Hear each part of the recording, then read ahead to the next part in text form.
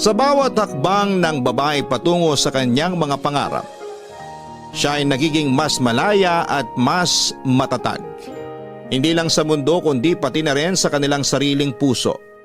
Ito ang mga bagay na pinagdaanan ng letter sender nating si Kyla.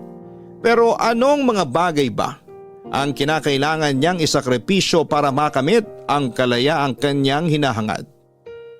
Ito ang dapat nating abangan dito lamang sa mga kwento ng pag-ibig, buhay at pag-asa sa nangungunang Barangay Love Stories. Dear Papa Dudut, ako po si Kyla, 30 years old at born and raised sa probinsya ng Ilocos Norte. Hindi ko alam kung maririnig na mga katulad kong taga Ilocos Norte ang kwentong ipinadala ko, pero sigurado akong may ilang makakarelate sa story na ibabahagi ko sa inyo, Papa Dudut. Probinsyana o Promdi ang karaniwang tawag sa isang tulad ko na lumaki at nagkaisip sa probinsya. Ang buhay ko bilang isang probinsyana ay masasabi kong tahimik. Sobrang tahimik sa puntong pwede mo na rin po itong matawag na walang kalatoy-latoy o boring. Sa barangay namin kung saan iilan lang ang residente nito at halos lahat ay magkakakilala, ay napakahirap gumalaw. Lahat kasi ng kilos mo doon ay nakikita ng lahat. Lahat ng gagawin mo ay napapansin nila. Kaunting pagkakamali lang ay ikaw ang pagchichismisan ng buong barangay. Dahil nga boring ang buhay doon ay walang ibang ginawa mga kabarangay ko kundi ang pagchismisan ang mga taong nasa paligid nila. Katulad na lang noong nakabuntis ng ibang babae ang tatay ko. Agad itong kumalat sa lugar namin at ang pinakahuli pang nakaalam ng balitang ito ay kami mismong pamilya ni tatay. Musmus lamang ako noon pero tandang-tanda ko pa rin hanggang ngayon kung paano nasira ang pamilya namin dahil lamang sa maling pag-ibig. Iba yung kahihiyan ang naramdaman namin noon nang pumutok ang balitang may iba ng pamilya ang tatay ko. Sobrang lala ng pag-aaway nila ng nanay ko noon na naging dahilan kung bakit sila nagkahiwalay. Umalis sa lugar namin ang tatay ko at tinakasan nito ang problemang siya mismo ang gumawa. Naiwan tuloy kami noon na araw-araw na nakakasalamuha ang pangalawang pamilya ni tatay, Papa Dudut.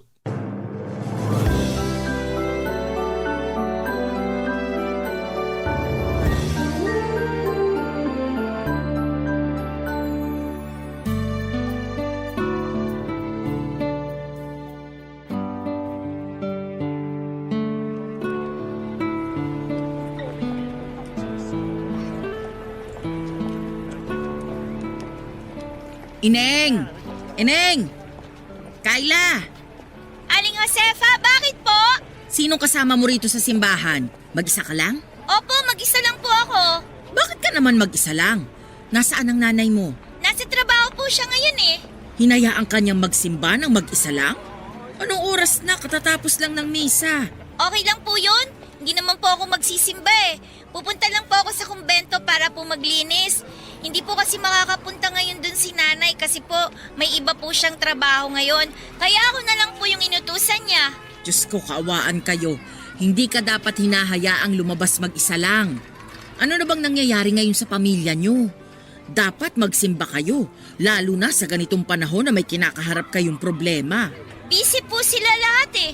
Tsaka nagdadasal naman po ako sa bahay bago kumain at tsaka po bago matulog. Iba pa rin yung nagpupunta kayo mismo sa tahanan ng Diyos. Humingi kayo sa Kanya ng kapatawaran para gabayan niya kayo sa araw-araw. Sa susunod na linggo na lang po siguro kapag hindi na po busy si nanay. Mayon ko na po kayo ha. Sandali lang, dito ka na lang muna. Samahan mo ako rito habang inaantay ko yung sundo ko para may makausap naman ako. Sige po, pero saglit lang po ha. Kasi po baka inaantay na po ako sa kumbento eh. Oo, saglit lang to. Papunta na rin yung anak ko para sunduin ako. Kumusta na pala sa bahay ninyo? Mabuti naman po. Hindi na ba talaga bumalik yung tatay mong walang ya? Hindi na po eh. Sabi po ni nanay, makapal na raw po masyado ang pagmumukha ni tatay kapag daw po bumalik pa po siya sa amin. Eh kung bakit ba naman kasi naisipan niyang mambabae? Ang babata niyo pa para mawala ng ama. Hindi mo ba namimiss ang tatay mo? Namimiss po. Pinagdadasal ko nga po lagi na sana umuwi na siya sa amin ulit. Okay lang naman po kahit makapal po ang mukha niya. Basta po kumpleto lang po ulit kami. Mukhang mahirap nang mangyari yan. Sirang-sira na yung pamilya niyo eh. Kung bakit ba kasi nagkalat ang mga higa dyan sa tabi-tabi? Higad? Ano po yun? Yung mga babaeng makakate. Ewan ko ba? Ang dami namang lalaki dyan tapos sa may asawa pa talaga kumapit. Talagang sa panahon ngayon, talamak na ang agawan. Kakalungkot. Hindi ko po kayo maintindihan, Aling Josefa. Bata ka pa kasi kaya wala ka pang muwang sa mga nangyayari sa paligid mo. Hayaan mo, pagtanda mo, maiintindihan mo rin ang lahat. Basta pagtanda mo, huwag kang tutulad dun sa babae ng tatay mo ha. Mag-aral ka ng mabuti para hindi ka maging homewrecker. Alam mo ba ang ibig sabihin nun? Hindi po. Yung mga taong naninira ng pamilya, homewrecker ang tawag sa kanila. Palibhasa, yung babae ng tatay mo walang pinag-aralan, kung kani-kanino bumubukangkang. Ay, mga tao talaga ngayon. Maiba tayo. Nakita mo na ba yung kapatid mo? Opo, bago po ako umalis, pinakain ko po ng merienda yung mga kapatid ko. Hindi sila ang tinutukoy ko. Ang tinatanong ko, yung kapatid mo sa labas. Yung anak ng kabit ng tatay mo, nakita mo na ba siya? Eh balita ko, nanganak na raw yung babae eh. Ah, yun po ba? Hindi pa po. Hindi ko po alam na nanganak na po pala siya. Lalaki raw yung anak eh. Sabi ng kapitbahay nila, kamukhang kamukha raw ng tatay mo. Hindi po kami interesado sa buhay nila, Aling Josefa. Sabi po kasi ni nanay, masyado na raw po kaming maraming problema sa buhay para po problemahin pa namin sila. Hindi ka ba interesado man lang na makita yung kapatid mong yon? 3 lang po kaming magkakapatid. Hindi ko po kapatid yung sinasabi nyo.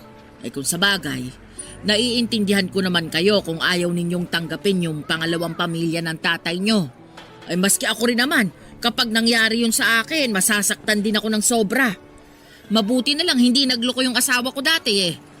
Yun nga lang, maaga siyang kinuha ng Panginoon. Aling Josefa, matagal pa po ba yung sundo nyo?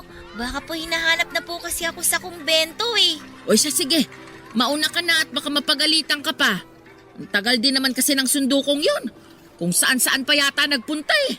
Sige po, maiwan ko na po kayo dyan ha. Mag-ingat po kayo pa uwi.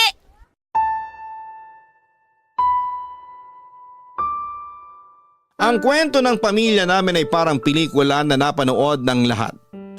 Bawat sikreto, bawat pangyayari, bawat pagtatalo ay alam na alam ng buong barangay. Dahil katulad nga ng sabi-sabi, may tenga ang lupa at may pakpak ang balita. Dahil nasa isang barangay lang kami ng pangalawang pamilya ni tatay ay hindi maiiwasan na araw-araw kaming nagkikita. Hindi ko alam kung saan humuhugot ng kakapalan ng mukha ang kabit ni tatay at nanatili siya sa lugar namin kahit na pinagpipiestahan na siya noon ng mga tsismosa. Ang masasabi ko lang ay hindi siya katulad ni tatay na duwag dahil hinarap ng babae ni tatay ang mga pambabatiko sa kanya na mga tao dahil wala rin naman silang ibang malilipatan ng anak niya. Nasa isang lugar man kami ay parang hangin ang naging turingan ng dalawang pamilya. Hindi pinapansin ni nanay ang babaeng nabuntis ni tatay, ganoon din na never kong tinanggap na mayroon akong kapatid sa labas. Ipinangako ko sa sarili ko noon na hindi ko kakausapin o papansinin ang kapatid ko na naging dahilan kung bakit nawasak ang dati naming masayang pamilya. Mali man ako pero bata pa ako noon. At kung kanino galit ang nanay ko ay galit na rin ako sa kanila noon. Alam kong walang kasalanan ang kapatid ko sa labas. Pero dahil siya ang sinisisi ko kung bakit kami nawala ng ama, ay dinala ko ang galit na yon sa puso ko hanggang sa pagtanda ko, Papa Dudut.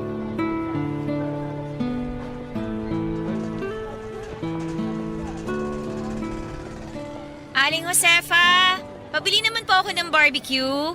Uy, sakto, buena mano. O ilan bang bibilin mo? Magkano po ba? 20 pesos isa. Huh? Ang mahal naman po ng barbecue nyo? Ano yan? Ginto? Ay nako, mahal na ang baboy ngayon. Isama mo pa yung uling, yung sauce, tapos akong nagtitinda, paano na? Kulang na yung kita ko. Yung 20 pesos noon, ang dami ko nang nabibili eh. Iba na ang panahon ngayon, mahal na ang mga bilihin. Kaya nga po eh. Pabili na lang po ako ng 3, uulamin ko. Uulamin? 3:00 pa lang ng hapon na. Hindi ka pa ba nanananghalian?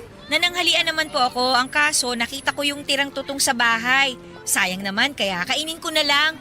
Sakto, naamoy ko tong barbecue nyo. Kaya ka tumataba eh.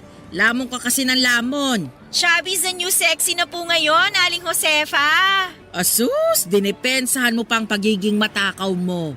Hindi mo ba alam na kasalanan ng pagiging sobrang matakaw? Lo? Imbento naman. Paano naman naging kasalanan yung pagiging matakaw? Nasa Biblia yan. Parte yan ng 7 deadly sins. Kapag masyado kang matakaw, sinisira mo lang yung katawang ibinigay sa'yo ng Diyos. Ay, ganun po ba? O sige po, cancel nyo na lang po yung order kong barbecue.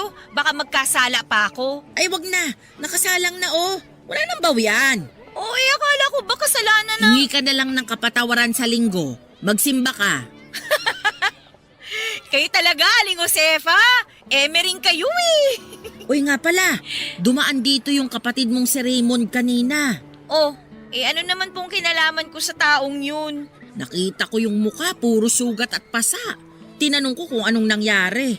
Napaaway daw siya nung nakaraan. Ano pa po ba nga asahan nyo sa taong yun? Napakabasagulero. Sa tingin ko, nakipag-away yun dahil sa babae. Lagi ko yung nakikita na may angkas-angkas na babae eh. Tapos yung babaeng yun, taga-Ibayo. Nakita ko rin nung minsan na may kasamang ibang lalaki. Pareho ng nanay ni Raymond na malandi. Sayang yung batang yun. Tumigil sa pag-aaral dahil lang sa barkada. Yung nanay naman niyang walang kwenta, walang pakialam sa anak. Ako rin po, walang pakialam. Hanggang ngayon ba, hindi niyo pa rin sila napapatawad sa nangyari noon? Wala nang kapatawaran yung ginawa nila, Aling Josefa. Habang buhay na nilang dadalhin yung reputasyon nilang yun. Kaya rin siguro nasira yung direksyon ng batang yon dahil na rin sa nangyari. Palagi nang nakakabit sa pangalan niya yung pagiging anak niya sa labas. Hindi na namin kasalanan yun. Kasalanan yun ng mga taong gumawa nun sa kanya. Hindi sila nag-iisip eh. Mas nanaig sa kanilang kakatihan ng katawan nila. Alam ko na ibig sabihin ng kakatihan ngayon. Sa inyo ko po yun natutunan. Aba, kailan kita tinuruan ng ganyang salita? Binanggit niyo yan sa akin nung bata pa po ako. Wala akong ganyang binabanggit ha. Ay nako, hindi niyo na siguro maalala pero ako po, nakatatak na yun sa isipan ko simula nung bata ako. Simula noon hanggang ngayon, kalat na kalat pa rin ang mga makakatid dyan sa tabi. Mas dumami pa nga sila ngayon eh. Wala na kasing takot sa Diyos sa mga tao ngayon. Kaya sunod-sunod na mga dilubyong nararanasan natin eh. Aling Josefa, matutusta na yung barbecue ko Nawili na naman kayo kachichismis. Heto na. Ano bang sausawan mo? Suka po, yung maraming sibuyas ha. Tapos dagdagan nyo na rin po ng konting sauce na matamis. Heto, ikaw nang maglagay ng suka at sauce. Sige po, salamat. Ito pong bayad 60 pesos. Salamat! Ramdam sa buong barangay namin ang malaking pader na namamagitan sa aming unang pamilya at pangalawang pamilya ni tatay. Kapag nagkakaroon ng pagkakataon na nagpapang-abot kami sa isang lugar ay agad na umaalis ang pangalawang pamilya para umiwas sa gulo. Mabuti yon, Papa Dudut, dahil alam nila kung saan sila lulugar. Kaso nga lang, noong nagkaroon na ng sariling isip ang kapatid ko sa labas na si Raymond, ay hindi na siya makontrol noon ng sarili niyang ina. Tuwing nakikita niya ako sa labas ay palagi niya akong nilalapitan para kumustahin, kahit na hindi ko siya pinapansin. Pinipilit niyang makipag-close sa aming magkakapatid kahit na alam naman niyang hindi namin siya tanggap. Paulit-ulit ko mang pinagtatabuyan si Raymond dahil ayokong isipin ng mga tao na tanggap namin siya ay hindi siya nawawala ng pag-asa na balang araw ay magiging malapit din kami sa isa't isa. Para akong allergic noon kay Raymond na tuwing nakikita ko siya sa daan ay ginagawa ko ang lahat para lumayo sa kanya. Umiiwas ako sa mga lugar na alam kong tambayan niya. Hanggat maaari ay ayokong makita ang pagmumukha nito dahil hawig na hawig niya si tatay. At tuwing nakikita ko siya ay mas lalong lumalala ang nararamdaman kong galit dahil naaalala ko lang ang ginawa sa amin ng aking ama. Papa's girl kasi ako noon, Papa Dudut. Mas close ako sa tatay ko kesa kay nanay. Kaya noong nawala siya ay malaki ang butas na iniwan nito sa puso ko. Ilang beses ko siyang hinanap sa Facebook at halos lahat ng pangalan niya na makita ko doon ay minemessage ko pero ni isang reply ay wala akong natanggap mula sa kanya. Dumating na lang yung araw na ako na mismo ang sumuko na mag-reach out sa kanya. Ang ginawang hindi pagpansin sa akin ni tatay ay ginawa ko rin kay Raymond dahil gusto kong iparamdam sa kanila kung papaano maiwan at talikuran ng isang taong mahalaga sa buhay ko. Papadudot ang mahirap sa pagtira sa isang maliit na komunidad ay kahit na anong gawin mong pag-iwas sa taong ayaw mong makita ay palagi mo pa rin itong makikita sa ayaw mo man o sa hindi. Parang kabuti noon si Raymond na laging sumusulpot sa mga lugar na hindi ko inaasahang makikita ko siya. Ang malala ay palagi niyang pinagsisigawan na magkapatid kami kahit na ayokong mailapit ang pangalan ko sa kanya. Lagi niya akong ibinibida sa mga kaibigan at kakilala niya bilang ate niya at tuwing ginagawa niya yon ay parang nakakaramdam ako ng hiya. Para kasing pinapangalandakan niya sa lahat. Na nagloko ang tatay ko kaya ako nagkaroon ng kapatid sa labas. Kahit totoo naman yon ay hirap na hirap pa rin akong tanggapin ito noon. Kung hindi man si Raymond ang nagpapaalala sa amin ng pagtataksil na ginawa ng tatay ko ay ibang tao naman ang gumagawa nito. Walang iba kundi ang tinaguriang reyna ng mga chismosa sa lugar namin na si Aling Josefa. Actually, mabait naman na tao si Aling Josefa, Papa Dudut. Palasim ba siya, palagi siyang concern sa mga kapitbahay niya. At marami na siyang kabutihang nagawa. Pero sa lahat ng mabubuting asal na meron siya. Ang isang pinakaayaw kong ugali nito ay ang pagiging chismosa niya. Minsan masyado siyang atribida at pakialamera sa puntong nakakasakit na pala siya ng damdamin ng hindi niya nalalaman. Tuwing nagkakausap kami ay palagi niyang kinukumusta sa akin si Raymond na as if close kaming dalawa. Hindi ko alam kung sinasadya ba niya yon o talagang concern lamang siya kay Raymond. Pero anuman ang tunay na hangarin nito ay hindi ko gusto na lagi niya akong tinatanong at ina-update tungkol sa mga kaganapan sa buhay ng pangalawang pamilya ng tatay ko. Oy, Kayla! Oh, Aling Josefa! Lagi na lang tayo nagkikita kung saan-saan ah. Namalengke ka? Opo, naghahanap ako ng mangga. Yun ang cravings ko ngayon eh. Bakit? Naglilihi ka ba? Buntis ka ba? Oo naman. Gusto ko lang ng mangga, buntis agad. Hindi po ako buntis. Gusto ko lang talaga ng mangga na isasawsaw sa suka na puno ng sili. Akala ko naman naglilihi ka. Diyan kasi ako naglihi nung buntis ako sa panganay ko eh. Paano ako mabubuntis eh? Wala naman po akong boyfriend. Mas mainam yan. Huwag ka munang magkapamilya kasi sa hirap ng buhay ngayon. Mas maganda yung may pera ka bago mag-asawa para hindi kayo maghirap. Alam ko naman po yun. Uy, nabalitaan mo na ba yung bagong chismis tungkol dun sa nanay ni Raymond? O ano na naman po yan? Kaya aga-aga, chismis na naman agahan ninyo. Nag-away yung mag-ina. Hindi mo ba narinig? Bakit po sila nag-away? Hindi ko alam yung dahilan pero ang sabi-sabi, nag-uuwi daw ng lalaki yung nanay ni Raymond. O syempre, yung bata, pangit na nga yung reputasyon dito sa lugar natin. Mas papangit na naman dahil sa panlalalaki ng nanay niya. Ay, tingnan mo nga naman, oo. Once sa malandi, always sa malandi. Pero matagal ko nang napapansin yun eh. Tuwing bumabangon ako ng alas 4 ng umaga, nasisipat ko yung nanay ni Raymond na nakatambay sa may kanto. Laging may kausap na lalaking nakamotor. Grabe! Kayo na talaga, Aling Josefa! Walking CCTV ang atake nyo Abot hanggang kanto! Yun siguro yung lalaking inuuwi noon kaya nagalit yung anak niya. Wala naman tayong magagawa dun. Kung yun ang gusto niyang buhay, di gawin niya. Buhay niya yun Tsaka wala na tayong kinalaman dun. Di na nahiya. Tapos eto pa ha. Ay, ayan na si Raymond. Magandang umaga po, Aling Josefa. Magandang araw din. Ate, Sino tinatawag mong ate? Hindi mo ako ate ha? Aling Josefa, may iwan na kita. May nag-aantay pa sa akin tricycle Baka mahal na babayaran ko doon kapag nagtagal pa ako dito. O sige, mag-iingat ka ha. Kayo rin po. Raymond, hindi ka pa rin pinapansin ng kapatid mo hanggang ngayon? kailan naman ako pinansin nun? Sanay na po ako.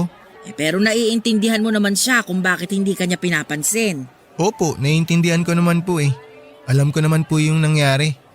Ako yung sinisisi niya kung bakit nasira yung pamilya niya.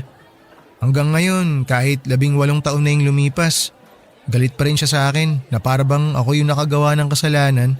Intindihin mo na lang. Minsan kasi, may mga taong sarado ang utak. Masyado silang nagpapalamon sa galit na nararamdaman nila.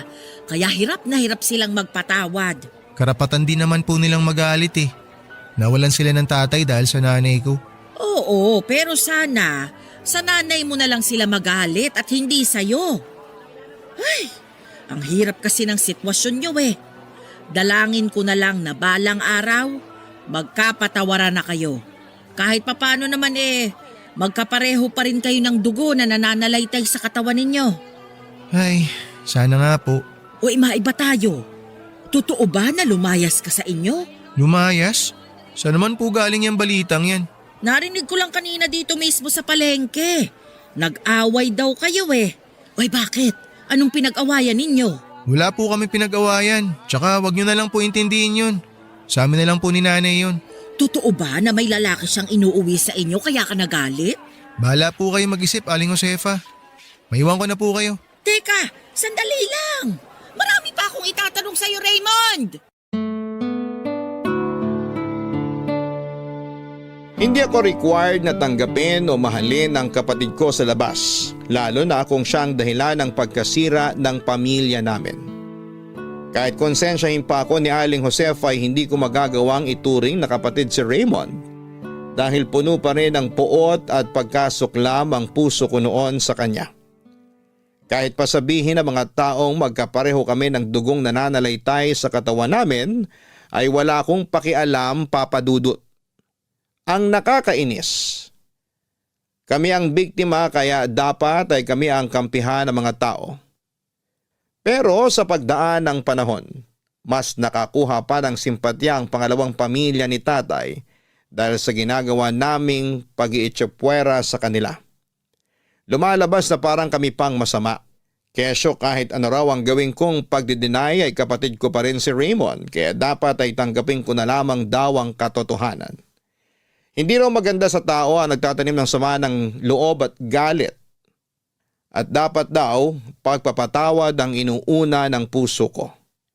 Hindi ko alam kung papaanong kami ang naging masama gayong kami naman ang inosente. Mas lalo tuloy nadagdagan ang galit ko na nararamdaman kay Raymond at sa nanay nito dahil mas sila pa ang kinakampihan ng mga tao noon. Ang mahirap sa pagtira sa probinsya ay limitado lamang ang pangunawa ng mga tao doon. Kailangan mong sumunod sa nakagisnang kultura ng komunidad dahil kung hindi ay ikaw ang mapapasama. Kaya naman nung nagkaroon ako ng oportunidad na layasan ang lugar na nakagisnan ko ay pinatos ko kaagad ito. Isang trabaho sa Maynila ang inalok sa akin ng kaibigan kong matagal nang nagtatrabaho doon.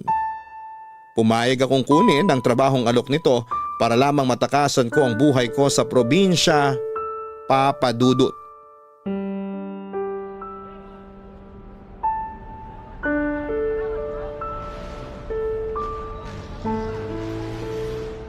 Ate! Ate! Ate Kayla! Raymond? Sus ko naman, pati ba naman dito sa bus station, nandito ka pa rin? Dito ako nagtatrabaho. Tagabitbit ako ng mga bagahe tsaka mga padala. Anong ginagawa mo rito, ate? Alis ka? Wala ka na dun. Hindi ka pa ba nagsasawang iwasan ako? Sabi ko naman sa'yo, kahit sungitan mo pa ako at ipagtabo yan, hindi magbabago ang tingin ko sa'yo. Ikaw pa rin ang ate ko. Ate pa rin ang magiging turing ko sa'yo. Kahit paanong sabihin mo, hindi kita tatanggapin bilang kapatid ko. Sana, balang araw, maintindihan mo yun. Alam ko na mahirap tanggapin yung totoo pero kahit ano pang klaseng pagkakaila ang gawin mo, hindi mo maitatanggi na magkapatid tayo. Ano ba mapapala mo kahit tanggapin kita bilang kapatid? May magbabago ba? Anak ka pa rin naman sa labas kahit pa pagbali-balik ta rin mo ang katotohanan eh. Siguro para sa'yo wala, pero para sa akin malaking bagay yun ate. Kasi buong buhay ko walang gustong tumanggap sa akin bilang tao eh. Maski sarili kong ang nanay, ako yung sinisisi kung bakit nasira yung buhay niya. Di pa nga ako pinapanganak, patong-patong na yung kasalanan ko sa mundong to. Pakiramdam ko parang kasalanan ko na nabuhay ako, na ipinanganak ako. Gusto ko lang maramdaman na may kinabibilangan din ako. Bakit akong kailangan magdesisyon yan? Hindi ko hawak ang kasiyahan mo, no? Bibigyan mo pa ako ng responsibilidad. Bakit kailangan sa akin pa manggaling yung hinahanap mong pagtanggap? Bakit hindi mo yan simulan sa nanay mo? Pasensya ka na kung dinamay pa kita sa problema ko. Hindi naman kita pinipilit eh. Kung ayaw mo, wala akong magagawa. Tatanggapin ko yun ng buo. Pero sana, wag mo naman tanggihan yung kabutihan at pagmamahal na ibinibigay ko sa'yo. Hindi ko kailangan ng kabutihan at pagmamahal mo. Marami nagbibigay niyan sa akin. Alam mo, wag mong gawing kaawa-away ang sarili mo ha. Huwag mo ipagpilitan ang sarili mo sa mga taong hindi ka gusto kasi pinapahiya mo lang yung sarili mo. Kalimutan mo na lang yung mga sinabi ko ate. Di bale, hindi na tayo magkikita ulit. Sa wakas, mababawasan na rin ako ng pinoproblema. Bakit? Aalis ka na ba talaga? Pupunta ako ng Maynila. Ano oras balis ang sunod na bus? 10:00 yung susunod na biyahe papuntang Maynila. Hindi mo na naabutan yung para kanina, kaalis lang eh. Teka, anong gagawin mo sa Maynila? Doon ako titira. Lalayasan ko na tong lugar na to na puno ng mga tsismosa na walang ibang ginawa kundi manira ng ibang tao. Iiwan mo pamilya mo dito? Paano na nanay mo tsaka mga kapatid mo? Bakit mas concern ka pa sa kanila kaysa sa akin? Alis ako dito para sa kanila, para makapagtrabaho ng maayos at para makatulong sa mga gastusin dito. Hindi ka ba natatakot sa Maynila? Di ba laging nababalita dun na maraming patayan? Maraming kriminal dun. Nagpapaniwala ka naman sa mga napapanood mo. Siyempre, ibabalita nila sa TV yung mga masasamang tao. Kailan pa sila nagbalita ng mga mabubuting nagawa ng mga tao? Malawak ang Maynila at hindi lahat ng lugar doon delikado. Ayaw mo na ba dito? Mas tahimik dito. Mas simple ang buhay. Tahimik? Kailanman hindi naging tahimik ang buhay ko dito, no? Simula pagkabata ko, laging laman na ng chismis ang buhay ng pamilya ko dahil sa ginawa ng tatay ko at ng nanay mo. Hanggang kailan ka dun? Bakit ba ang dami mong tanong? Close ba tayo? Hindi mo kailangan malaman ang mga plano ko sa buhay ko, no? Pasensya ka na. Nagtatanong lang naman. Hayaan mo ate. Ako nang bahalang magbantay sa maiiwan mong pamilya dito. Kaya na nila mga sarili nila, hindi ka nila kailangan. Tsaka please lang. Tigilan mo na kami, Raymond. Hayaan mo na lang kaming mamuhay ng tahimik. Hindi mo naman kami kailangan eh. At ganun din kami, hindi ka namin kailangan. Nagmamalasakit lang naman ako. Kung gusto mong makatulong, buhatin mo na tong bagahe ko para maisakay na dun sa bus na papuntang Maynila. Saan ba yon? Ay, oo nga pala. Sumunod ka sa akin, te. Dito yung bus papuntang Maynila. O mauna ka na, bibili lang ako ng ticket. Sige, yung pinakadulong bus ate. Yun yung aalis. Doon mo na lang ako puntahan. Papadudot kabado ako noon sa bagong buhay na pinili ko. Nakailang beses na rin naman akong bumisita sa Maynila kaya hindi na bago ang lugar na ito para sa akin. Pero karaniwan ay puro pagbisita lamang ang ginagawa ko na tumatagal ng 2 hanggang 3 araw. Excited man ay hindi ko maiwasang makaramdam ng kaunting takot. Dahil alam kong ibang-iba ang buhay sa probinsya kumpara sa Maynila. Sa EDSA pa lang ay sinalubong na agad ako ng naglalakihang gusali at billboard ng mga artista. Ang kabang nararamdaman ko noong una ay napalitan ng tuwa. Nagkaroon ako ng pag-asa sa puso ko dahil matagal ko nang inaasam ang ganong klase ng kalayaan. Malayo sa mga mapanghusgang mga tao. Malayo sa mga makalumang gawain. Sa pagpunta ko sa Maynila ay umaasa ako na magbabago na ang buhay ko na dati ay napaka-boring. Sa isang paggawaan ng tinapay ako nagtrabaho, Papa Dudut. Minimum wage lang ang natatanggap ko kada buwan, pero kung ikukumpara ito sa dati kong trabaho sa probinsya ay di hamak na mas mataas ito kumpara sa natatanggap kong sweldo noon. Ang mahirap nga lang ay medyo mahal din ang pamumuhay sa Maynila. Nakakapagod ang transportasyon. Na ilang beses kang sasakay sa iba't ibang klase ng sasakyan para makauwi. Hindi tulad sa probinsya na isang sakay mo lang ay makakarating ka na sa destinasyon mo. Ganon pa man ay bukas palad kong tinanggap ang bagong buhay ko kapalit ng kalayaan na matagal ko nang inaasam.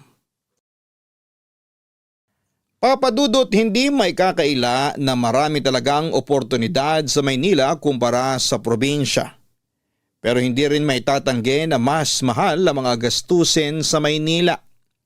Mahirap ang mamuhay doon dahil marami kang babayaran katulad na lamang ng renta ng bahay, gastos sa pagkain, bayad sa kuryente at araw-araw na transportasyon. Ang sahod na nakukuha ko noon ay nauuwi lang sa mga bayarin at kakaunti lang ang naitatabi ko para makapag-ipon.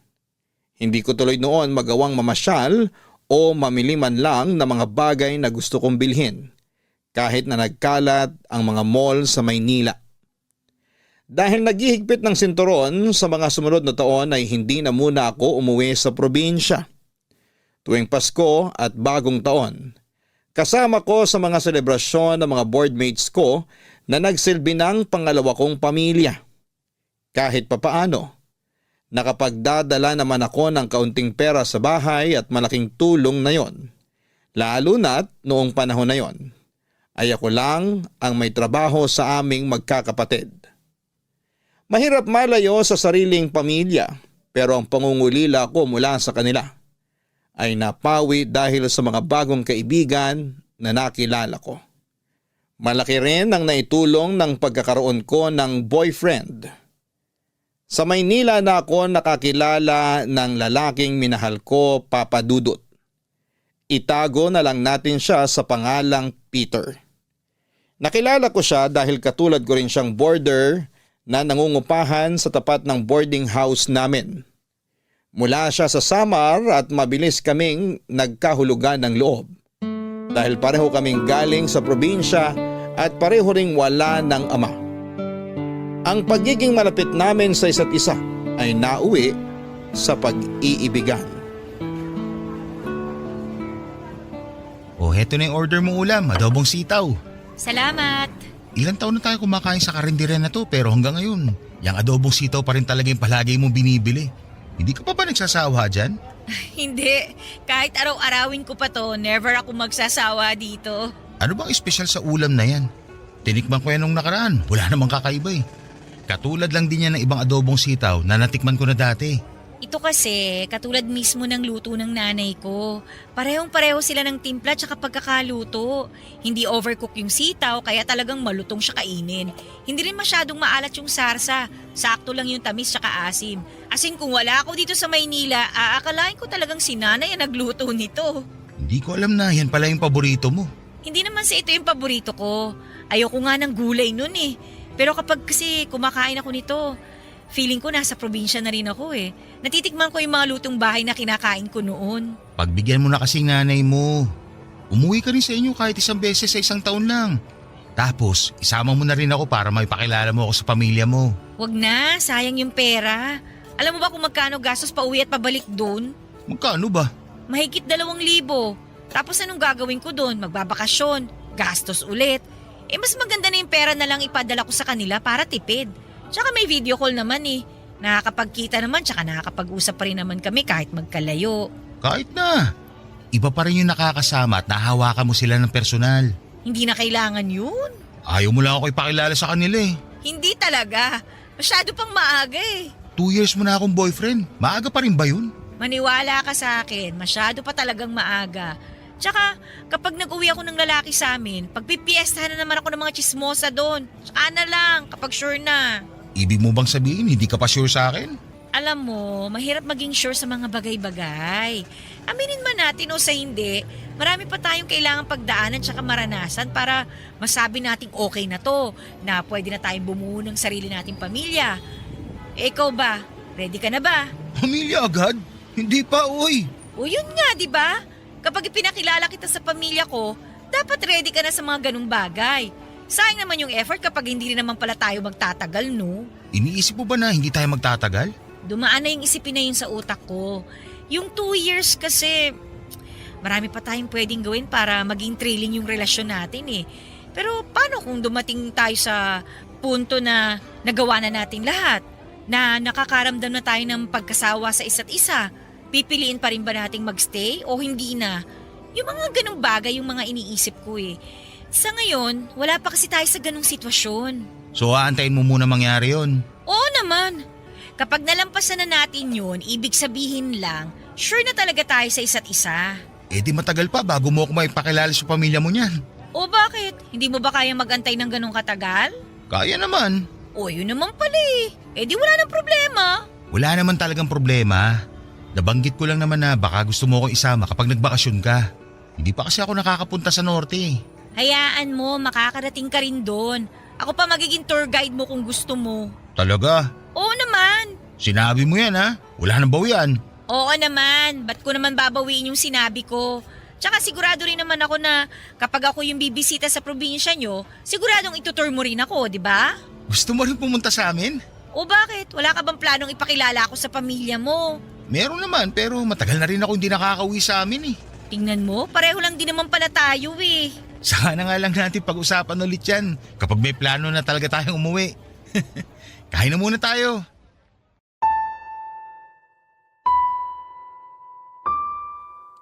Malaki ang naging tulong ni Peter para mawala ang pagkalumbay ko sa sarili kong pamilya, Papa Dudut.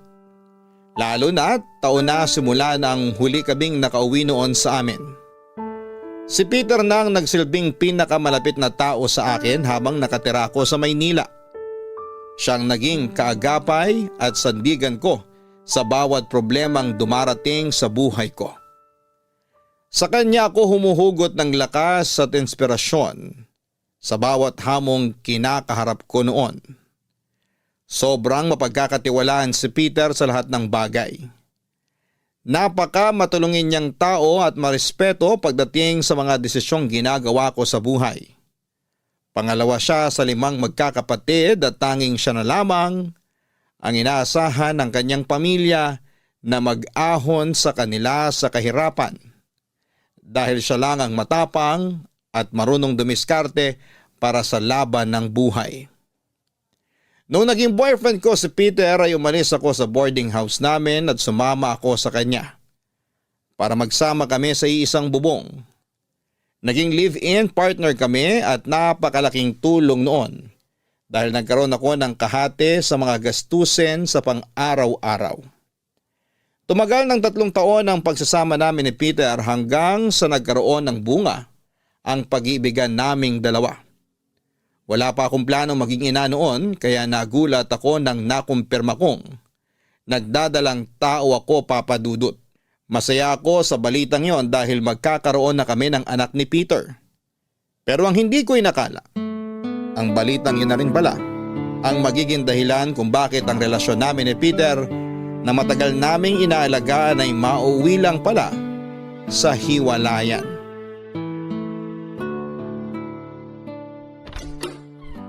Oh, Kayla, gising ka pa?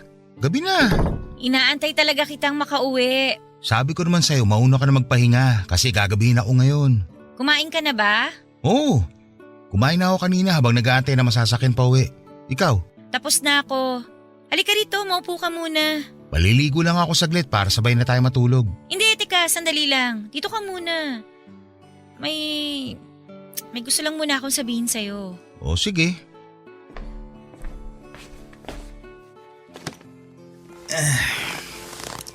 Ano ba yung sasabihin mo? May dumating na balita sa akin kanina. Balita? Galing saan? Sa probinsya nyo? Hindi.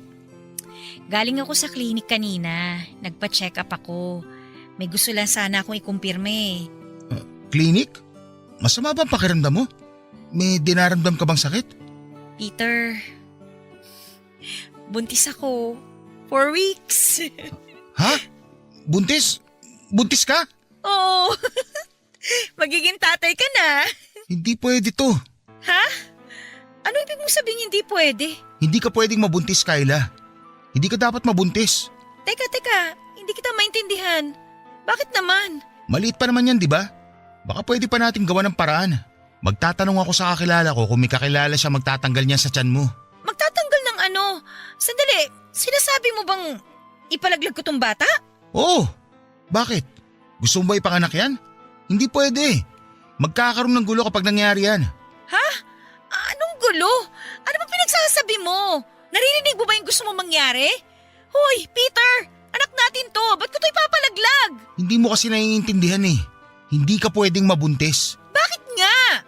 Ipaliwanag mo nga sa akin kung bakit sa halip na matuwa ka kasi magkakaanak na tayo, mas takot ka pa na parang may ginawa tayong mali.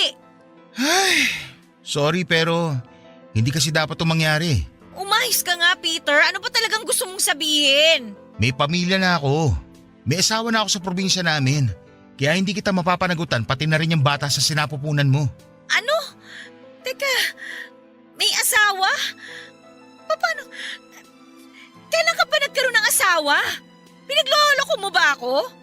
Hoy, bago kita sinagot, siniguro kung wala kang ibang pamilya. Chinek ko yung mga social media account mo. Wala akong nakita na may pamilya ka na. Kasi marami akong account. Hindi lang iisa yung account ko. Wow! Proud ka pa? Proud ka kasi magaling kang magtago? Na marunong ka manloko ng tao? My gosh naman! Paano ako nagpauto sa'yo? Grabe ka, Peter! Grabe ka talaga! Kung hindi nangyari sa atin to, hindi ka pa aamin na may asawa at anak ka na pala? Hindi ko naman inakala na hahantong tayo sa ganitong sitwasyon eh. Ang lala mo naman! Wala man lang ako narinig na pagsisisi dyan sa boses mo. Siguro, sanay ka na talaga sa mga ginagawa mong panloloko, no? Na pati yung pag-amin mo na cheater ka, wala na lang sa'yo yun. Kapal naman ang mukha mo. Basta nasabi ko na yung gusto kong mangyari. Nasa iyo na yun kung… Hindi ko ipapalaglag tong bata. Gagawin mo pa akong makasalanan? Binigyan mo na nga ako ng kasalanang hindi ko naman gustong gawin. Ginawa mo akong kabit mo nang wala akong nalalaman tapos gusto mo pang dagdagan ng mga kasalanan ko? Kilabutan ka nga, Peter! Tao ka pa ba? Wala ka pa man din sa impyerno pero daig mo pa yung demonyo kung mamuhay ah! Maliligo na ako. Yun na yun? Pagkatapos mong umamin na may sarili ka ng pamilya sa probinsya, pagkatapos mo sabihing kabit lang ako, yun na yun? Maliligo ka na parang walang nangyari? Ano bang gusto mong gawin ko? Pagsisisihan mo tong ginawa mo! Eh di sorry. Basta hindi ko matatanggap yung bata dyan sa tiyan mo. Kung gusto mo ituloy pa rin itong relasyon natin, huwag kang manganak. Sa tingin mo, gugustuhin ko pa makipagrelasyon sa'yo matapos sa mga nalaman ko? Hindi ako tanga, no? Pagkatapos mong maligo, sisiguraduhin kong pati anino ko, hindi mo na makikita. Bahala ka. Kung wala ka na sasabihin, maliligo na ako. Pagod ako. Walang yaka! Karmahin ka sana! Lumubog ang puso ko nung nalaman kong hindi ako kayang panindigan ni Peter Papadudot. Para bang panibagong mukha nito ang nakilala ko noong araw na yon. Ang Peter na inaasahan kong sasamahan ako hanggang sa dulo. Namamahalin ako anuman ang mangyari ay kaya pala akong iwan ng walang pag-aalinlangan. Para akong trinaydor, pinanghawakan ko ang pag-ibig na ipinakita niya sa akin.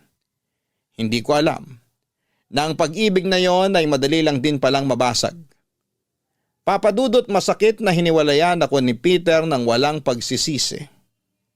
Pero ang mas masakit ay malamang hindi lang pala ako ang tanging babae sa puso niya. Actually, hindi ako ang una kundi pangalawa lang ako sa buhay niya. Para akong sinaksak sa puso noong nalaman kong may pamilya na pala si Peter sa Samar. Biglang nag-flashback sa utak ko ang naging buhay ko sa probinsya. Kung paano nasira ang pamilya namin dahil sa panluloko na ginawa ng tatay ko. Parang ganon ang nangyari sa akin. Ang kaibahan nga lang ay ako ang pangalawang babae sa buhay ni Peter. Ako yung kabit. Isang salitang kinasusuklaman ko simula pagkabata. Hindi ko ginustong maging kabit at hindi ko alam na isa pala akong kabit. Si Peter ang gumawa sa akin noon. Ginawa niya akong pangalawang babae sa buhay niya nang walang kaalam-alam. Pero sa kabila nito, sa halip na magalit ay wala akong naramdamang sama ng loob sa kanya. Para bang wala akong pakialam noon kahit may pamilya na siya sa Samar. Ang naramdaman ko ay lungkot dahil alam kong lalaki ang anak ko na walang kagigis ng ama. Sa wiman sa puso ay wala akong oras para magmukmuk noon, Papa Dudut. May bata na sa sinapupunan ko kaya kinailangan kong kumayod para magkaroon ako ng ipon at mabuhay ko ang magiging anak ko. Lalo na't mabilis pa sa 4:00 nung tinalikuran siya ng sarili niyang ama. Ang lungkot na nararamdaman ko noon ay ibinuhos ko sa pagtatrabaho. Pinagod ko ang sarili ko hanggang sa mamanhid hindi lang ang katawan ko kundi maging ang pag-iisip ko. Ang hirap lang tanggapin na napakasaya lang namin ni Peter nitong nagdaang araw pero sa isang iglap ang mga sayang yon ay naging mapait na alaala na lamang. Para nga akong pinaglaruan ng tadhana noon dahil galit na galit ako dati sa naging kabit ng tatay ko. Pero noong time na yon, ako na mismo ang nakatayo sa dating kinatatayuan nito. Ako na yung kabit na may dinadalang anak sa labas. Mag-isa man ay ginawa ko ang lahat ng makakaya ko para maipanganak ko ng maayos ang anak namin ni Peter. Magastos ang magkaanak, Papa Dudut. Ang ipon ko na ilang taong kong itinago ay mabilis na naubos. Dumating ako noon sa puntong hindi na sapat ang buwan ng sweldo ko sa mga gastusin ko kaya naghanap ako ng sideline. Mabuti na lamang at willing ang mga boardmates ko na alagaan at bantayan ang baby ko habang nasa labas ako noon at nagtatrabaho. Pero kahit na anong pagkayod ang gawin ko, nagigipit pa rin ako noon. Kaya wala akong ibang choice kundi lapitan si Peter at humingi ng sustento mula sa kanya para sa kapakanan ng anak naming dalawa. Peter! Kayla? Anong ginagawa mo rito? Mag-usap tayo. Akala ko ba ayaw mo na ako makita? Nagbago yata yung ihip ng hangin ah. Hindi kita gustong makita pero kailangan kitang kitain ngayon. Nandito ako para sa bata, hindi para sa akin. Bakit? Ano nangyari sa bata? Kailangan niya ng sustento. Sa trabaho ko ngayon, hindi ko siya kayang buhay na mag-isa, lalo na sa buhay dito sa Maynila. Sinabi ko naman kasi sa'yo, huwag mo nang ituloy kasi ikaw lang din yung mahihirapan. Hindi kakayanin ng konsensya ko ang pumatay ng walang muwang na bata. Hindi yun kasama sa pagpipilian ko. Kaya hindi mo talaga ako mapipilit na ipalaglag yung batang tayo mismo ang bumuo. Tapos ngayon sino naghihirap? Yung bata mismo. Kasi hindi siya kayang buhay na sarili niyang nanay. Yun ba? Kaya ba yun ang konsensya mo? Kaya nga ako nandito eh. Gusto kitang pakiusapan. Talikuran mo na ako't lahat. Huwag lang yung anak mo. Mabubuhay natin siya kung dalawang magulang ang susuporta sa kanya. Kung ano yung sinabi ko sa'yo noon, yun pa rin ang sasabihin ko sa'yo ngayon. May mga anak ako sinusuportahan sa probinsya. Hindi ko kaya sustentuhan yung batang ikaw mismo ang nagpumilit na ipanganak sa mundong to. Paano mo nasasabi yan? Gaano na ba talaga kahalang ang kaluluwa mo na wala ka man lang malasakit na nararamdaman para sa bata? Hindi mo pa man siya ipinapanganak, may malasakit na ako sa kanya. Alam ko na kung ano yung buhay na kakaharapin niya rito. Sa ating dalawa, ako yung una nagmalasakit. Ikaw, sarili mo lang yung iniisip mo. Dahil ano, mabait ka. Hindi kaya ng konsensya mo ipalaglag yung bata kahit na alam mo maghihirap pa rin siya kapag ipinanganak mo siya. Hindi ako yung walang malasakit dito, Kayla. Ikaw! Pakiusap naman kahit ngayong buwan lang. Wala talaga akong maibibigay sa'yo. Marami rin akong bayarin ngayon, hindi lang dito sa Maynila, kundi pati sa probinsya. Katulad ng sinabi ko sa'yo, may pamilya akong binubuhay. Kahit pahiramin mo na lang ako, babayaran din kita kagad kapag sumahod na ako. Please naman, Peter, oh. Pasensya ka na talaga, pero ito yung buhay na pinili mo eh. Kaya hindi ko na to problema pa. Walang yaka talaga? Hindi magiging ganito ang buhay ko kung hindi dahil sa'yo eh. Kung hindi mo ako niloko, kung hindi mo ako binuntis. Oo, kasalanan ko na yung nangyari. Pero tandaan mo, naghanap ako ng solusyon sa problema natin. Binigyan kita ng pagkakataong pumili ng landas na tatahakin mo. Ito yung pinili mo, kaya ito yung dapat mo na panindigan. Sige, ganito ang gusto mong laro? Sige, papalagan kita. Ano na lang kaya ang sasabihin ng pamilya mo sa probinsya kapag nalaman nilang may anak ka sa labas? Handa ka sirain yung pamilya ko para sa sarili mo? Makasarili ka nga. Gagawin mo sa mga anak ko yung ginawa sa'yo ng tatay mo? Gusto mong pagdaanan ng mga anak ko yung pinagdaanan mo? Sige, gawin mo. Pero itong tandaan mo, hindi ko iiwan ang pamilya ko katulad ng ginawang pag-iwan sa inyo ng tatay nyo. Walang yaka talaga! Sa ginawa mong to, mas lalo mo lang hindi makukuha yung hinihiling mo sa akin. Kahit anong klaseng pananakit pa ang gawin mo, hindi kita tutulungan sa gusto mong mangyari. Kulang pa nga yan sa ginawa mong pagsira sa buhay ko! Kung wala ka na sasabihin pa, lubayan mo na ako.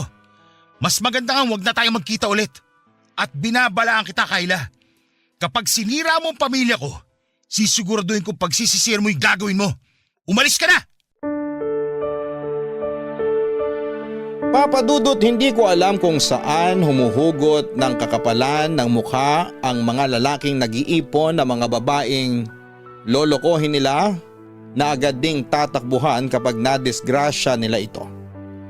Lahat ng mga ganong klaseng lalaki ay isinusumpa ko hanggang sa ngayon.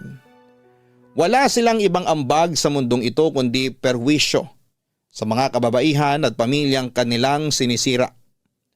Dahil ayaw na talaga kaming tanggapin ni Peter noon, ay hindi na ako naghabol pa. Ang tanging naisip ko na lamang noon na solusyon ay ang bumalik sa probinsya. Nang mga panahong yon ay walang kaalam-alam ang sarili kong pamilya na may anak na ako. Nahihiya kasi akong ipaalam sa kanila na nagkaroon ako ng anak nang hindi ako kasal at wala itong ama. Isang malaking kahihiyan yon lalo na sa lugar namin kung saan ay napakahalaga ang pagkakaroon ng isang kumpletong pamilya na dumaan sa nakasanayang proseso. Pero dahil sa wala akong ibang choice noon, ay napilitan akong bumalik sa probinsya namin, Papa Dudut. Gulat na gulat ang pamilya ko noon nang umuwi ako sa bahay na may bitbit ng bata. Pero hindi lang si nanay at mga kapatid ko ang nagulat dahil pati ang mga tsismosa sa lugar namin ay nagulantang din. Wala pang isang araw ay kumalat na agad sa barangay namin ang balitang nabuntis daw ako at hindi ako pinanagutan ng lalaking nakabuntis sa akin. Kung ako ang dating Kayla noon, labis na kahihiyan ang mararamdaman ko sa sitwasyon ko. Pero kung may isang bagay man akong natutunan sa pagtira ko sa Maynila, ito ay ang pagkakaroon ko ng tapang para ipaglaban ang sarili ko, lalo na sa mga mapanghusgang tulad ni Aling Josefa.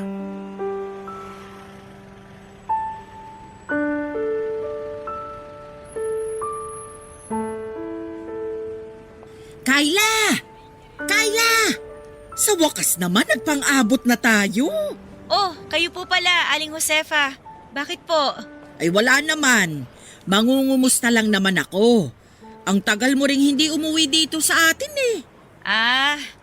Ang aga-aga nyo naman po maghanap ng chismis. Hindi naman to chismis. Ngayon na nga lang ulit tayo makakapagkwentuhan eh. Mano ba namang makibalita rin ako sa buhay mo, hindi ba? Ano po ba yung gusto nyong itanong? Sure ako na napakarami ng katanungan ng tumatakbo dyan sa utak nyo ngayon. Eh totoo nga ba yung balita? Na ano po? Na may dala kang bata nung umuwi ka. May nakakita raw sa'yo sa terminal eh. Dumating ka ng madaling araw, tapos may bitbit kang bata pag uwi mo sa inyo. Nakwento rin yun ng tricycle driver na naghatid sa inyo dito sa bahay niyo eh. Ano mo raw ba yun? Opo, totoo po. May dala akong bata nung umuwi ako at kung ano man po yung hinala ninyo, totoo po yun. Anak ko po yung batang yun. Talaga? Eh ba't wala man lang naikukwento sa amin yung nanay mo? Hindi rin naman po nila alam yun eh. Ngayon lang din naman nila nalaman. Naku, bakit hindi mo naman sinabi? May problema ba kayo nung tatay? At saka bakit hindi mo kasama yung tatay sa pag-uwi mo rito? Bigay mo na lang po sa akin yung kwentong yan, Aling Josefa. Hindi nyo na po kailangan malaman yung buong detalye. Ay syempre, nagtataka lang din naman ako. Hindi ka naman makakabuo ng bata ng mag-isa lang, di ba? May kumakalat din kasing balita na ano. Na ano po? Huwag kang mau-offend sa sasabihin ko ha. Pero ang sabi-sabi, kabit ka raw. Tapos ang kwento, kaya ka raw nagmamadaling umuwi rito kasi nahuli ka nung totoong asawa. Saan nyo naman po nasagap yung chismis na yan? Kayo talaga, oh. Daig nyo pa mga reporter sa 24 oras kung makibalita, ah. Ay narinig ko lang din naman. Mas maganda na yung ako mismo ang magkumpirma, hindi ba? Basta po, masaya po ako ngayon nakasama ko yung anak ko. Kahit kami lang dalawang magkasama, okay na yun. Yun lang naman po ang dapat nyong malaman. Naku, mukhang totoo nga yata. Ano po? Ano po yung sinabi nyo? Ah, wala! Oo nga naman. Ang mahalaga, masaya kayo ng anak mo ngayon kahit wala siyang ama. Opo, at mas masaya po kami kung patatahimikin nyo na lang po kaming mamuhay kaysa ginagawa nyong chika nitong buhay namin. Hindi mo naman maiiwasang magtanong yung mga tao. Gusto lang naman nilang malaman kung ano yung totoo. Ay, oo nga po pala. Nakakalimutan kong ganito nga pala sa probinsya. Kapag bored ang mga tao, pinagpipiestahan nila yung mga kapitbahay nila. Alam nyo kasi sa Maynila, walang pakialaman sa mga nangyayari sa buhay ng mga nasa paligid. Lalo na kung hindi naman sila close. Huwag kang masyadong defensive, Iha. Nagtatanong lang naman ako. Concern lang din naman ako. Baka kasi masyado ka nang nagbago dahil sa pagtira mo sa Maynila eh. Alam mo naman yung mga tao doon. Wala nang takot sa Diyos. Ay nako, maniwala po kayo sa akin, Aling Josefa. Mas makatao ang mga tao doon kesa dito. Walang santa-santita doon. Lahat ng tao doon masyadong busy sa buhay. Wala na silang oras para makialam sa buhay ng ibang tao. Medyo binago na nga yata talaga ng Maynila yung ugali mo, no? Medyo pabalang ka na rin sumagot. Ano bang natutunan mo sa pagtira mo doon? Maging bastos at walang galang sa nakakatanda. Kung sa bagay, umuwi ka ngang may dalang bata na walang ama eh. Ano pong sabi nyo? Huwag mo sanang masamain tong... Ate! Ate Kayla! Totoo nga na nakauwi ka na. Ano? Makikibalita ka rin kung anong latest sa buhay ko? Lo, hindi ako ganun. Narinig ko lang na umuwi ka na raw kaya dumiretso agad ako dito para tingnan kung totoo ngang nakauwi ka na. Bakit? Artista ba ako para dumugin nyo ng ganito? Aga-aga eh. O siya. Maiwan ko na kayo riyan. Marami pa akong gagawin. Sige po, Aling Josefa. Hulaan ko. Nagpunta yun dito para makichismis na naman, no? Eh ano pa nga ba? Chismosa nung iniwan ko. Hanggang ngayon nakabalik na ako. Chismosa pa rin. Siya nga ay nagpapakalat ng kwento tungkol sa'yo, ate. Sabi nag-uwi ka raw ng bata kasi tinakasan ka nung tatay sa Maynila. Isa ka pa eh. Chismoso ka rin eh, no? Huwag kang mag-alala. Hindi naman ako nagpapaniwala sa mga pinagsasabi niya eh. Kung ano man ang naging buhay mo sa Maynila, sa'yo na yon. Ang akin lang, ate, sana payagan mo akong makita yung pamangking ko. Kung okay lang naman sa'yo. Bumalik ka na lang mamaya. Natutulog pa siya.